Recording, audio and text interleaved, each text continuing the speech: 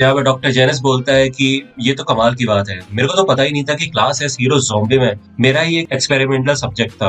वैसे मेरे पास sample number 66 की काफी यादें हैं और तुम ही मेरे इकलौते सक्सेस थे इमॉर्टलिटी के लिए। तुम कमाल के थे, लेकिन फिर तुमने लैब को तबाह कर दिया और तुम गायब हो गए। भले ही वो 10 साल पहले की बात है, लेकिन मैंने सोचा ही था कि तुम कभी ना कभी बदला लेने तो आओगे और अब तुम हीरो बन चुके हो। तो मेरे ख्याल से तुम बदल गए हो। तो यहाँ पे ज़ॉम्बी मैन टेबल पे चढ़ता है और कुल्हाड़ी से डॉक्टर जेनिस को मारने वाला होता है। तो डॉक्टर जेनिस बोलता है तुम मुझे मारने वाले हो, और वैसे भी अब तो मेरा कोई भविष्य है ही नहीं, तो मेरा कोई मकसद भी नहीं है। ज़ॉम्बी मैन पूछता है कि हाउस ऑफ एविलेशन कैसे गायब हो, तुम तो जब तक जिंदा हो तब तक उसे फिर से बना सकते हो ना, बताओ मुझे। तो यहाँ पे डॉक्टर जेनिस बताता है कि क्योंकि मैंने एक कमाल की ताकत देखी जो कि आर्टिफिशियल एवोल्यूशन से कई ज्यादा थी, इस वजह से मुझे रियलाइज हुआ कि मेरी रिसर्च बेकार है। उसने अपना लिमिटर हटा दिया। तो ज़ॉम्बी मैन पूछता है कि लिमिटर क्या होता है। तो डॉक्टर जेनिस बताता है कि एक जीव चाहे कितना भी जूझ ले और अपनी ग्रोथ को बढ़ाने की कोशिश करे, लेकिन वो ग्रोथ भी एक हद तक हो सकती है। जो लोग भी मॉन्स्टर बनते हैं वो खुद को त्याग देते हैं और इसलिए गुस्से में एक्ट करते हैं। तो यहाँ पे हमें दिखाया जाता है कि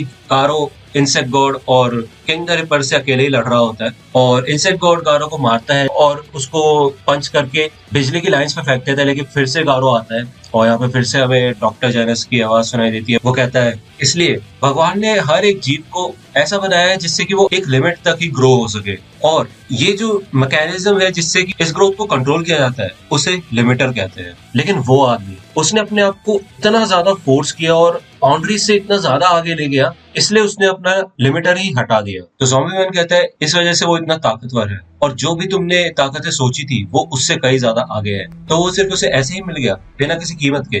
तो डॉक्टर जेनिस कहता है नहीं, उसने कीमत तो चुकाई। जितनी भी ताकत उसे मिली उसके बदले वो गंजा हो गया और अब वो सिर्फ अकेला रहता है। मैंने उसको चेहरा देखा था जब उसने मेरे सबसे कमाल के वॉरियर को एक ही पंच में हरा दिया था, उसके चेहरे से ही सब पता चल रहा था। तो ज़ॉम्बी मैन उठता है, वो कहता है ये तो बकवास है, आज तक तुमने सिर्फ अपना दिमाग ही खोया है। मेरे को तो काफी बुरा लगा कि मेरा क्रिएटर एक डरपोक है। वो कहता है मैं इतने सारे मॉन्स्टर को जानता हूँ जो कि अपनी ताकत की लिमिट से ज्यादा लड़ते हैं, जब वो असली मॉन्स्टर नहीं बन पाते तो वो अपने आप को हीरो कहलाते हैं। तो डॉक्टर जेनिस कहता है नहीं, उसकी बात कुछ और ही थी। जब इंसान मॉन्स्टर बनते हैं तो उनके अंदर किसी प्रकार का गुस्सा होता है या फिर कोई ऐसी इच्छा होती है जो पूरी नहीं होती, इसलिए वो ट्रांसफॉर्म होते हैं और वो तबाही बचाते हैं। लेकिन कुछ मॉन्स्टर ऐसे होते हैं जिनका जन्म साइंस से होता है, जैसे कि मेरे रिसर्च से हुए थे।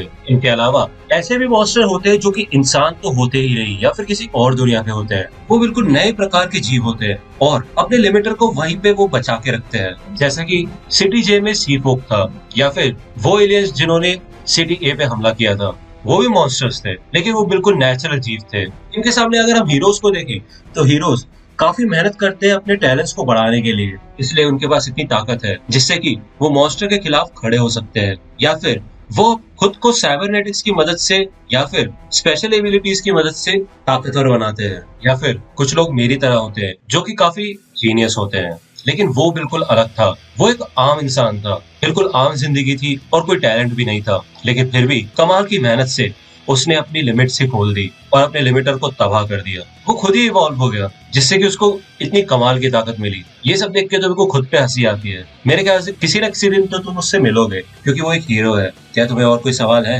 तो यहाँ पे हमें दिखाया जाता है कि गारो अभी भी इंसेक्ट गॉड और किंग द रिपर के खिलाफ खड़ा होता है और वो कहता है कि मैंने तो उस बूढ़े को भी हरा दिया था, उसके सामने तो ये कुछ भी नहीं है, मैं इन्हें हरा सकता हूँ। इंसेक्ट गॉड भी बोलता है कि तुम काफी जिद्दी हो, और किंग द रिपर बोलते हैं कि तुम होगे ताकतवर और हम दोनों को संभाल पा रहे हो, लेकिन अभी तक तो हम तुम्हारे साथ खेल रहे थे, तो हम इसे खत्म करेंगे, असली लड़ाई अब शुरू होगी। तो गारो कहता है मेरे को कोई प्रॉब्लम नहीं है क्योंकि मैं पहले से तुम्हारे सारे के सारे मूव्स जान चुका हूँ, अब तुम मेरे को छू भी नहीं पाओगे। तो यहाँ पे गारो को पीछे से आवाज आती है बूढ़े लड़के। तो यहाँ पे हेड्रा जेलीफिश ने टारियो को पकड़ लिया होता है और वो बोलता है मुझे माफ करना। इनसे गॉड पूछते तुम यहाँ क्या कर रहे हो। तो ये हमें पहले भी दिखाया गया है कि ये जेलीफिश पहले से ही गारो का पीछा कर रहे थी। तो गारो बोलते हैं कि उस बच्चे की कोई गलती नहीं, उसे छोड़ दो। तो जब गारो का ध्यान उस पर होता है तो पीछे से किंग द रिपर आ जाता है और वो गारो की पीठ पे काट देता है। यहाँ से इंसेक्ट गॉड उसको लात मार के उड़ाता है और फिर किंग द रिपर गारो को पूरा स्लाइस एंड डाइस कर देता है, बहुत सारी ब्लेड्स मारता है, लेकिन insect God king the ripper की ब्लेड पकड़ लेता है और वो बोलता है कि हमें इसको मारना नहीं है।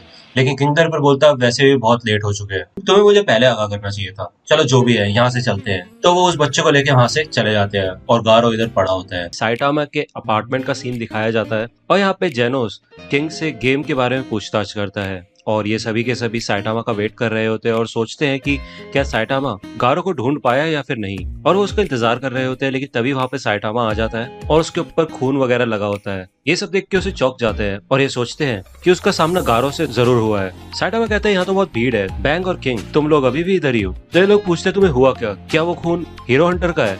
तो साइटामा बोलते हैं नहीं नहीं, जब मैं यहाँ पे आ रहा था तो एक मॉन्स्टर मुझे मिला था। वैसे भी आजकल यहाँ काफी सारे मॉन्स्टर दिखाई देने लगे हैं, लेकिन वो प्रॉब्लम नहीं है, उससे बड़ी प्रॉब्लम कुछ और है। तो यहाँ पे ये सोचने लग जाते हैं कि साइटामा काफी ज्यादा डिप्रेस हो चुका है और जितना जोश के साथ वो गया था उतना जोश अब उसके अंदर नहीं है। शायद उसका सामना गारो से हुआ होगा। तो साइटामा बैठता है और वो कहता है कि मैंने अपना वॉलेट कहीं पे खो दिया और उसके अंदर 6000 येन थे, और तो और जो नापा कैबेज मैंने खरीदी थी वो भी मैं फैमिली रेस्टोरेंट में भूल गया। तो जेनोस कहता है कि ऐसा कैसे हो सकता है, ये तो बहुत बुरी बात है, मैं जल्दी से जल्दी उसको लेके आता हूँ। तो किंग इन्हें देख के बोलता है कि ये ओवर रिएक्ट नहीं कर रहे। तभी दरवाजे पे कोई आता है और जैसे ही वहाँ पे जेनोस पहुंचता है तो वहाँ पे ब्लिजर्ड होती है। जेनोस उससे पूछता है तुम यहाँ क्या कर रही हो, तुम्हें क्या चाहिए? तो वो बोलती है साइटामा, और वो साइटामा की कैबेज लेके आई होती है। फिर वो अंदर आ जाती है। तो साइटामा कहते हैं वैसे भी हॉट पॉट बिना कैबेज के हॉट पॉट लगता ही नहीं। तो ब्लिजर्ड कहती है तुम्हें और कुछ नहीं कहना? तो साइटामा बोलता है कैबेज के लिए शुक्रिया। तो वो चिल्ला के बोलती है कि मुझसे माफी नहीं मांगनी की, तुमने मुझसे ही रेस्टोरेंट का बिल भरवाया। तो साइटामा बोलता है हाँ मैं भूल गया था। तो यहाँ पे ब्लिजर्ड साइटामा से लड़ने लग जाती है और जेनोस सोचता है कि शायद ब्लिजर्ड भी मास्टर साइटामा की अप्रेंटिस बनना चाहती है, इसलिए वो ये सब कर रही है, लेकिन मैं ऐसा नहीं होने दे सकता। तभी जेनोस को सेंस होता है कि कोई मॉन्स्टर बहुत हाई स्पीड से उनकी तरफ बढ़ रहा है और वो बिल्डिंग के नीचे ही है। वो देखता है कि बैंग और उसका भाई जख्मी है, ब्लिजर्ड लड़ नहीं सकती, साइटामा भी बहुत डिप्रेस्ड है, तो बचा किंग। तो जेनोस किंग को उस मॉन्स्टर से निपटने के लिए बाहर भेजता है, लेकिन किंग बहुत नर्वस हो जाता है और जेनोस उसे धक्का मार मार के घर से बाहर भेज देता है। लेकिन किंग फिर से अंदर आ जाता है और वो कहता है कि तुमसे कोई मिलने आया है, और वो बिल्कुल बाहर ही खड़ा था। तो यहाँ पे हमें दिखाया जाता है एक काफी बड़ा रोबोट होता है और उसके ऊपर कुछ मिसाइल्स वगैरह भी लगे होते हैं। तो यहाँ पे जेनोस लड़ने के लिए तैयार हो जाता है, लेकिन वो रोबोट जेनोस को बोलता है तुम्हें चोट लगी हुई है, तो अभी तुम ज्यादा हिलो डिलो मत, ये मैं हूँ जेनोस, डॉक्टर कुसेनो। तो यहाँ पे डॉक्टर कुसेनो होते हैं और किंग को ये देख के काफी राहत मिलती है कि जेनोस उसे जानता है और ये सब बात करते हैं। और डॉक्टर कुसेनो बताते हैं कि मुझे तुम्हारी चिंता हो रही थी, इसलिए मैं तुमसे मिलने आया, क्योंकि मुझे तुम्हारा डिस्ट्रेस सिग्नल मिला था, तो मैंने सोचा ड्रोन भेजने से अच्छा मैं तुम्हें खुद ही जाके मिल लेता हूँ। तो यहाँ पे जेनोस और डॉक्टर कुसेनो बात करते हैं और डॉक्टर कुसेनो पूछते हैं कि तुम्हें जिस मॉन्स्टर की वजह से इतनी चोट लगी उसका क्या हुआ? तो जेनोस बताता है कि मास्टर साइटामा ने उसको हरा दिया। तो यहाँ पे डॉक्टर कुसेनो साइटामा से मिलता है और साइटामा भी उससे मिलकर खुश होता है। यहाँ पे डॉक्टर कुसेनो साइटामा के लिए एकदम प्रीमियम मीट लेके आता है और साइटामा को देता है, जिसे देख के साइटामा बहुत खुश होता है और वो कहता है कि हमें बहुत सारी बातें करनी है डॉक्टर कुसेनो, और आप यहाँ पे कभी भी आ सकते हो। इसे देख के ब्लिजर्ड चौंक जाती है। वो कहती है बस इतनी से में वो मान गया, और मैं इतने समय से यहाँ पे मेहनत कर रही थी। तो वो मीट साइटामा जेनोस को देता है और कहता है चलो हम इसको हॉटपॉट में डालेंगे। तो इसे भी देख के ब्लिजर्ड चौंक जाती है। वो कहती है तुम हॉटपॉट में इसका यूज करोगे, तुम्हारे पास रेड वाइन है भी या नहीं, तुम तो वेस्ट कर रहे हो इन सबको। तो यहाँ पे फिर साइटामा को पता चलता है कि ये सब यहीं रुकने वाले हैं और डिनर एंजॉय करेंगे। तो दूसरी ओर हमें मॉन्स्टर एसोसिएशन का सीन दिखाया जाता है और यहाँ पे किंग द रिपर और इंसेक्ट गॉड टारियो के साथ ग्योरो के पास आते हैं और किंग द रिपर बोलता है कि हमने गारो को मार दिया है क्योंकि हम बस उससे बात करना चाहते थे और उसने हम पे अटैक किया। लेकिन ग्योरो किंग द रिपर का झूठ पकड़ लेता है और वो बोलता है कि मुझे सच बताओ। तो इंसेक्ट गॉड बोलता है कि वो हमें कभी भी धोखा दे सकता था और वो हम मॉन्स्टर्स के लिए बिल्कुल भी ठीक नहीं है, तो क्या तुम हमें मारने वाले हो क्योंकि हमने उसे मार दिया? लेकिन ग्योरो ने कुछ नहीं बोलता। और यहाँ पे वो बोलता है इस बच्चे का क्या सीन है, इसको जल्द से जल्द मार दो। तो किंग द रिपर बोलता है कि मेरे को अभी खेलने के लिए इस बच्चे की जरूरत है, इसलिए मैं इसको यहाँ पे लेके आया। लेकिन ग्योरो बोलता यहाँ पे तुम्हारे पास खेलने के लिए समय नहीं होना चाहिए, क्योंकि